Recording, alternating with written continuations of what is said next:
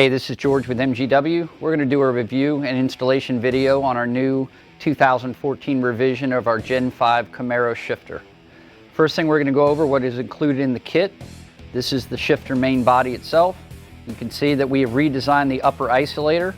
It's got much better sound dampening properties, and it has a quick change interchangeable handle design. You can pop this handle off. This is actually the ZL1 and the 2013 and up shifter handle, and you can change it out for the older shifter handles and also the retro shaft, and we'll get into that a little bit later. It comes with a custom rubber boot to replace the OEM one. These are the two support arms. These are the bolts that go for the support arm. We include this little Allen wrench to actually detach the pins that go into the front arms. We'll show you how to do that during the installation. This is a new part for the new shifter design. This holds up the front of the boot like this so that it is held tightly up against the console tunnel. This is our new rear bushing bracket. It's got a much larger rubber isolator block, so it gives much better dampening. It comes with optional RTV silicone. You can actually silicone the top of the gold block between the tunnel and the upper part of the car, but this is optional. Sometimes customers use it and sometimes they don't. And we include some red Loctite to attach the front arms. And unique to MGW shifters is always our sound pads, which go up on the top console area. Really keeps the heat and the sound out of the console. And a sheet of Dynamax Extreme, which we'll cut into strips and put in various places on the shifter and on the vehicle, and we'll show how to do that during the installation as well. Okay, let's do a quick review of the OEM and the retro shaft handle options for the standard bracket. This bracket has a quick change setup here. You just loosen this nut, you can actually change the top handles. This handle here with the O-ring and the black rubber dampener is for the 2013 and newer Camaros, and also for the ZL1 and the Z28. Has the standard to slide the knob on, and has the set screw that clamps it on the side. So that's what that option is. We also have the 2010 through the 2012 OEM handle knob, which looks like this, the flattened softball they call it, that goes on this one. And you do not have to get the whole dampener, we just show this for reference. You would just change this part on to interchange the handles. So that's for the 2010 to 12. And then this is our retro shaft, which is made out of 303 stainless, and it uses these type of retro balls. We have the SS logos, we have an RS logo, and then we also have a wide variety of rally stripe balls. The balls that we have are provided by EPCO, so if there's something we don't stock, you can order it directly from EPCO and just tell them that you want the MGW thread pattern, and they'll be able to work on any of our shifters. Also for 2014, MGW has come out with our new flat stick option. This is not a traditional flat stick, which is just a plain shaft with two bolts. It is actually incorporated into our upper dampening system. So with the grommet, the only thing that it's exposed is the top portion. It gives a really classic look. It's 100% CNC machine from billet aluminum. It's got a nice 15-degree bend back towards the driver, so the ergonomics are really nice and it just looks amazing. This is our titanium gray anodized. It comes with your option of a white or a black ball. And then we have other colors available. Here's a couple of them. The blue anodized, and again, it's got a black ball on it. Here's our silver anodized with a white shift ball on it. And here's a red anodized one with a black ball. Like I said, you can get white or black shift balls. There are no logos on the sides because, as you can see, we have a really nice deeply engraved MGW logo. It really looks good, stands out nicely on the car. We will also have some other color options as well as some chrome variants of these handles. Okay guys, we're going to go over the complete tool list that you'll need to install your 5th generation Camaro shifter from MGW. Now keep in mind, you may not need all of these tools that are shown on this table, depending on what handle option you chose from MGW, as well as what year model your Camaro is. But we're going to go over all these, and if you have all of these here, you'll cover all your bases. Okay, starting here, we're going to need a 1/2-inch ratcheting box wrench. We're going to need a 10mm ratcheting box wrench, and you're going to need a 14mm box wrench. It does not have to be ratcheting, just a standard box wrench is fine. You're going to need a medium-sized flat blade screwdriver. You're going to need a Phillips screwdriver. This small Allen wrench is actually provided in the kit from MGW, so you don't have to worry about that. You're going to need a sharp pair of scissors. You're going to need a number 10 Torx wrench. and you're going to need a 3/8 drive ratchet with a deep well 15mm socket and a deep well 9/16 socket. You're going to need a minimum 12 inches of extensions for your 1/4 inch drive ratchet. We have two 8-inch ones here, but one single 12-inch one would be sufficient. You want a smaller flat blade screwdriver here, and you're going to need 4 sockets, 3 of which are standard length sockets. They cannot be deep well. You're going to have a 7mm, you're going to have a 10mm, and you're going to have a 13mm standard length socket, and you're going to have a 10mm deep well socket. And that should be all the tools you'll need. Okay, we're going to get started on the installation of our MGW shifter. Now, as I go through the installation, I'm going to be giving you notes on the different variances from model to model. As you can see, this is a ZL1 interior, so it has the new style knob, and I'll explain the differences as I'm going along. This particular knob, like the 2013 and newer cars, has a screw on the side, and it's hidden by this little chrome strip. So we're just going to rotate that about a half turn, not quite a half turn, maybe between 1/4 and 1/2, and then push it down. And you'll see right there, there's a little Torx head screw. It's actually a number 10 Torx. Now be careful, don't take for granted that they're all going to be a Torx. We have actually found some of them that are a Phillips head and some of them that are actually an Allen head. But this particular one is a 10 Torx. So we're going to get our tool in there, break it loose. Make sure you hold down the chrome ring so that you don't chip it with the head of the screw.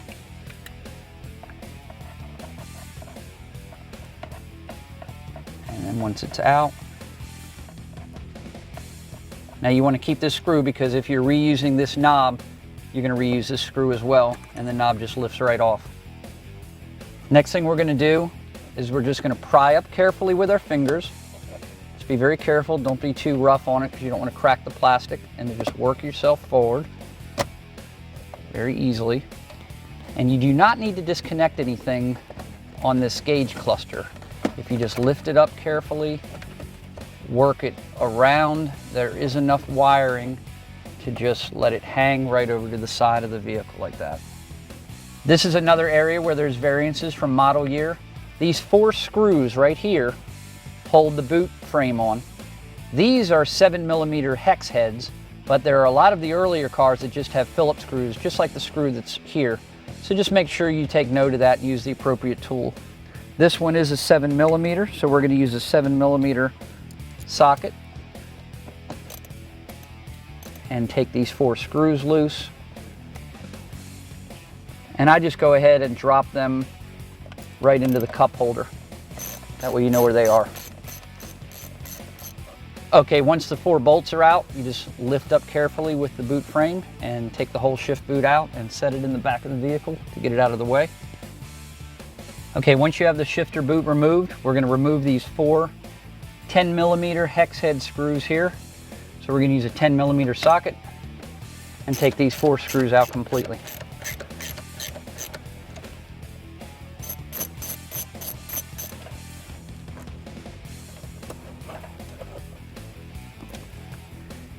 Now you notice after you take the 4 bolts out, the shifter inner boot will fall down a little bit. That's normal. That gives us a gap here, and what we want to do is we want to pull, get our finger up underneath the boot there, and you actually just want to pull firmly all the way around the circumference of the boot, and you're actually popping these little tabs out of the holes that are in the lower boot frame. You can see them there. You just work it around, take your time.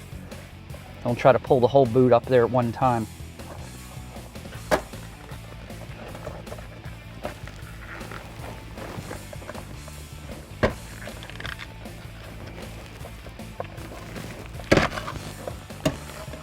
There we go. And the boot comes out just like that.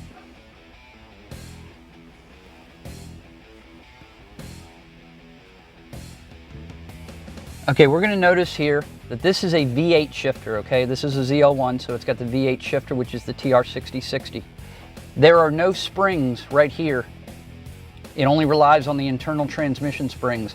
If you have a V6, you have to go do a step before you get up underneath the car, and that is right here and here. There'll be 2 large shoulder bolts that'll have hex, I believe they're 8mm, that you'll remove these 2 bolts and there'll be little springs that go around. All they do is they assist the left and right spring. You take these 2 bolts out, remove the springs. You have to do that step before you go up underneath the car, because we're going to drop this shaft right down through the center of the shifter outer housing, and you can't do that if you don't have the springs removed. But again, a V8 car does not have them, so you can go right to the next step. All right, the first thing we're going to do is remove these speed nuts. These are 10mm speed nuts. Now these fasteners are pretty fragile, so make sure that you don't torque them too hard when you tighten them back up, and be careful when you remove them. You have 15mm bolts back here, and that'll remove that cross brace. So we're going to take these 4 bolts off the cross brace, take the 2 speed nuts off, and we can move this heat shield back towards the rear of the vehicle to get it out of the way.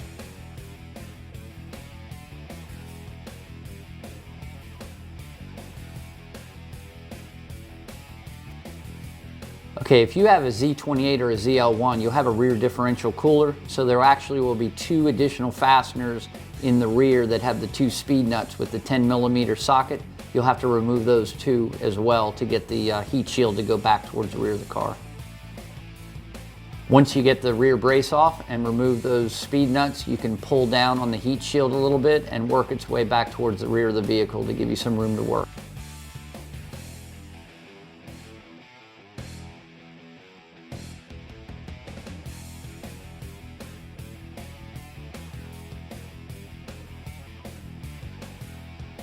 And here's a close-up of the rear of the shifter. Those are the bolts that we need to access, and that's why we removed that heat shield and moved it back. Now we're going to remove the transmission mount so that we can lower the transmission in order to access the front pins that hold the front support arms in. So we just use a transmission jack here and support the transmission, loosen the bolts on the mount, and then we'll lower the transmission until it bottoms out. Okay, using the 15mm socket again, we're going to remove the 4 outer bolts holding the transmission mount, and then we're going to go to the center, and there's 2 15mm hex nuts that we'll remove also so that we can lower and remove the transmission brace. When you remove the transmission mount, make sure that you pay attention to the orientation of the mount when you removed it, because this mount is used for both the V6 and V8 models, and it's very easy to get it put back on upside down or actually backwards. So just take note of the way it came out and make sure it goes back on the same exact way. The next step is to remove the rear bushing bracket. You're going to use a 10mm deep well socket and take the 2 nuts off of each side, and then push it down and slide it back off of the pins of the OEM shifter. Okay, now we're going to remove the lower dust boot from the OEM shifter body. Just pull it off of the flange and then kind of work it up the linkage rod, pushing it towards the front of the car so that we can expose the bottom of the shifter. Okay, now that we can access the underside of the shifter, you'll see that the pin is held on with 2 U-shaped spring clips, and we're going to slide the clips off of each end of the pin so we can slide the center linkage pin out of the car.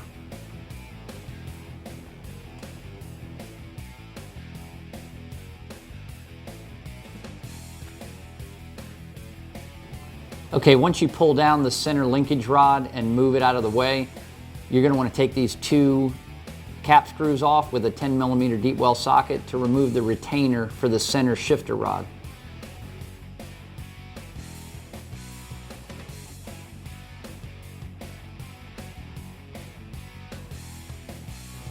Once the retainer clip is removed, you can just pull straight down on the center shift rod and it'll pull right down through the shifter body. Remember again, if you have a V6, you have got to remove the 2 spring clips on the top of the vehicle from inside the car, or you will not be able to pull this center rod down through the shifter body. Okay, on the driver's side of the transmission, there's a reverse lockout solenoid. I like to remove the pigtail plug connector there, just so that it doesn't get knocked off accidentally. On the passenger side, there's another sensor that I like to disconnect, and also using a 10mm box wrench, go ahead and take the 1 screw holding it in place, unscrew this screw, and you can actually slide this sensor completely out of the transmission and get it out of the way. These are the clip pins that hold the front support arms in place. These need to be removed from the transmission in order to remove the shifter. This is just going to show a detail of how to remove these clips up on the front because it's very difficult to see up underneath the car. We provide this Allen wrench, and you see there's a little access hole right there. You just stick the Allen wrench in. You have to point slightly upward. If you point straight across, it'll actually go below it. Well, that clipped it. I'll put it all the way in so you can see it again. If you push and see it move up, once it moves up that far, then you can either take the end of the Allen wrench or a little flat blade screwdriver and pry it up. And once it's up, slides right out.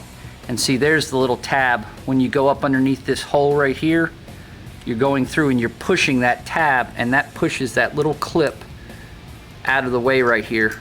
And then when you reinstall it, you bring it all the way down until you hear it seat. We're going to take the upper boot retainer frame out of the vehicle. You slide it over the top of the shifter body and down through the tunnel of the car. Now we're going to grab the main shifter body, pull it back towards the rear of the car a little bit, and then pivot it over and slide it down between the tailpipes. From inside the vehicle, take the MGW main shifter body and put it through the center console and let it lay on top of the drive shaft. We're leaving the protective foam pouch on the flat stick just to keep it from getting damaged during installation. From underneath the vehicle, we're going to reattach the center linkage rod to the bottom side of the shifter the same way we removed it with the center pin and the two U-shaped metal clips. After you attach the center linkage rod, you want to go ahead and cover up the bottom part of the shifter with the lower shifter boot. This is probably the most time-consuming part of the shifter install. You want to make sure that you get it perfectly attached around the bottom of the shifter body. There's a flange going all the way around it. Make sure that it attaches completely around. Included in the kit is a sheet of Dynamax Extreme. This is vibration dampening sheet, and we're going to cut it up and show you where to apply it on the car. Here we've cut it into 3 Band-Aid size strips, and then here's the leftover. We put them into 2 small rectangles. Take 2 of the Band-Aid size strips and you're going to affix them to the 2 front support arms by just wrapping the tops of the arms like that.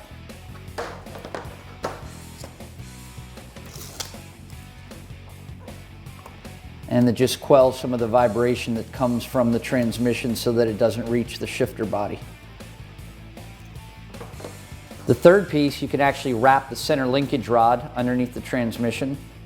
And then we show later in the video where these can be. And they're optional. You can put them just anywhere underneath the center console of the vehicle, the tunnel area, and it reduces vibration and harmonics. All right, go ahead. All right. The MGW support arms are actually separated from the body to make it easier to install. They go in just like the factory arms do. Just wiggle it inside the opening there, line up the hole, slide it in. The driver's side pivots towards the front of the car, snaps in, and the passenger side actually goes in and pivots towards the back of the vehicle like that.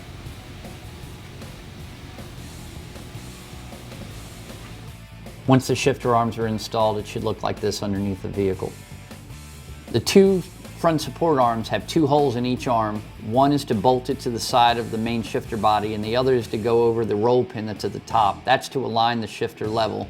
So make sure the pin here goes into the top hole, and then pivot the main shifter body so that you can line the 5/16-18 bolt up into the lower hole. Here are the 2 bolts that mount the front support arms to the main shifter body. The longer bolt goes on the passenger side, the shorter bolt goes on the driver's side.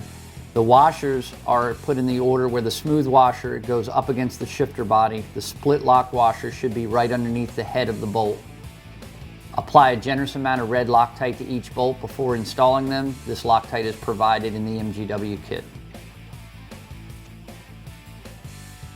Tighten the 2 5/16-18 hex bolts using a 1/2-inch ratcheting box wrench.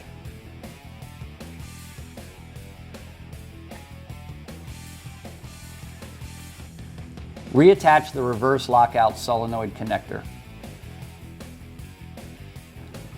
Reinstall the sensor on the passenger side of the transmission and then reattach its connector as well.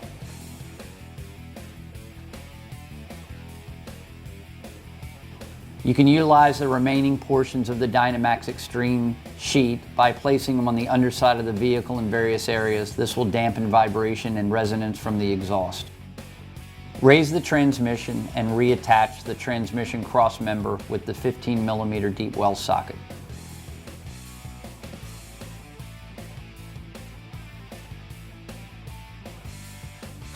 This is the front dust boot retainer clip. It installs in the 2 holes in the front of the tunnel. From inside the vehicle, you can see where the dust boot clip is installed. The kit comes with a smooth washer, lock washer, and hex nut installed in that order. You just want to get the nuts started because you don't want to clamp it tight because you need room to allow the rubber dust boot to go between the tunnel and the clip. It also helps to have someone hold the clip in place while you're starting the hex nuts. Apply some RTV silicone to the rear gold bushing bracket. This is actually optional, but it does allow more vibration dampening. Make sure that when you install the rear bushing bracket that you have the stainless plate with the 2 button head cap screws exposed facing the rear of the vehicle. Install the rear bushing bracket by sliding it onto the pins of the main shifter body and then push the 2 studs up through the rear holes in the tunnel.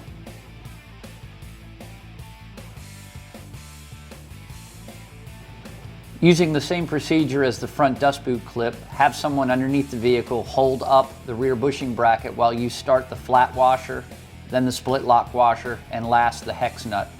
Again, only start at a few turns because you need to leave a gap to allow the rubber dust boot to go between the console and the rear bushing bracket. Reinstall the rear heat shield. Be very careful about the speed nuts. They are very easily stripped, so do not over torque them.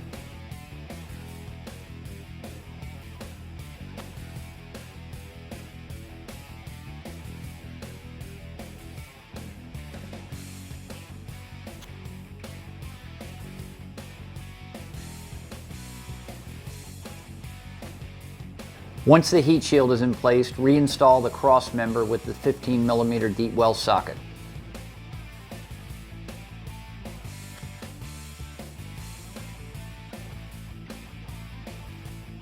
Using a rubber dressing product like Armor All or Turtle Wax, apply a little bit to the outer edges of the upper dust boot and then work it around the tunnel around the shifter. Make sure that you get the lip on the front and the back in between the clip and the console. Once the boot is properly seated, it should look like this.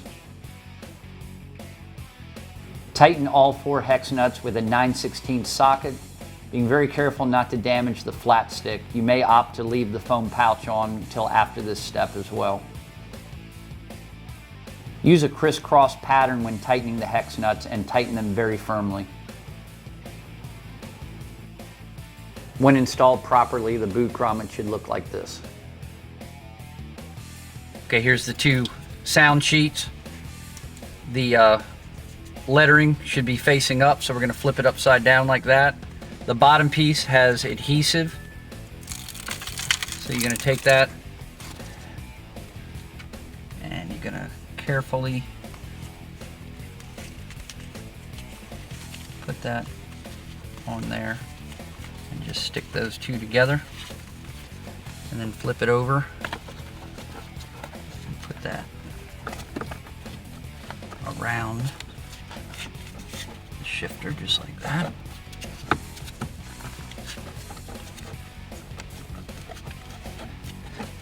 Work it around the oval.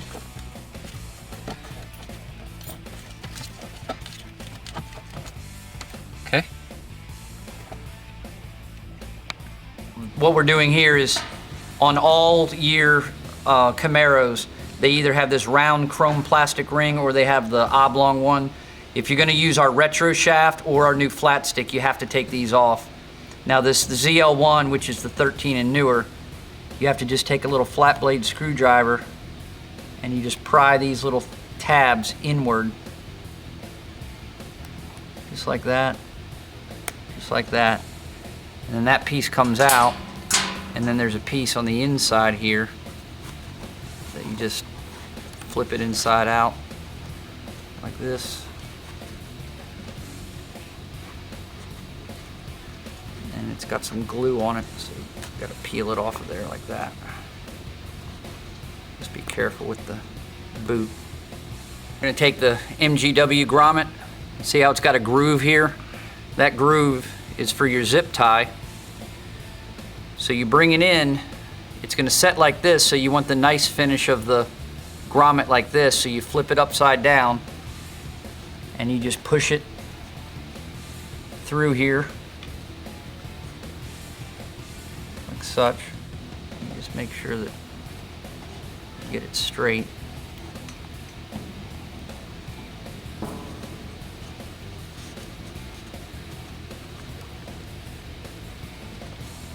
Just want it just like that. Then you'll take your zip tie.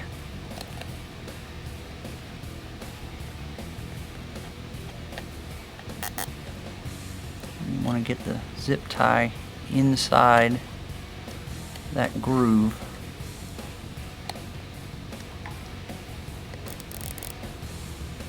You don't want to clamp it all the way tight. We're going to slide it up onto the shaft first.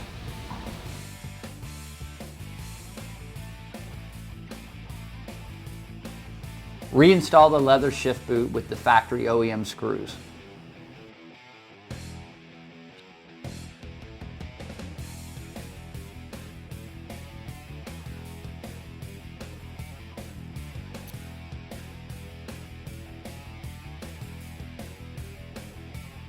With the flat stick option on the MGW shifter, you have a supplied hex nut and split lock washer. Place them on the 3/8/16 shaft, and then take the shift ball and screw it down until it bottoms out. If the logo is not aligned properly, do not try to force it around. Back it off until the logo is aligned properly, and then bring the hex nut up to the shift ball using a 14mm wrench. Do not over tighten the nut, or you may actually break the brass insert inside the shift ball.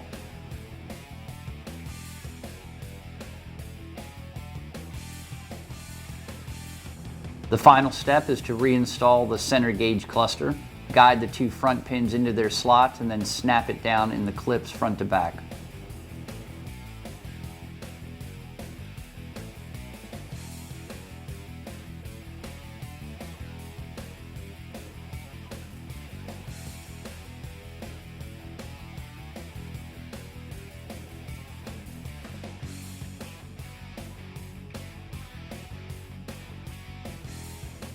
Now that your MGW shifter is installed, check each gear for proper engagement and then take it out for a test drive. And what better way to check out your shifter than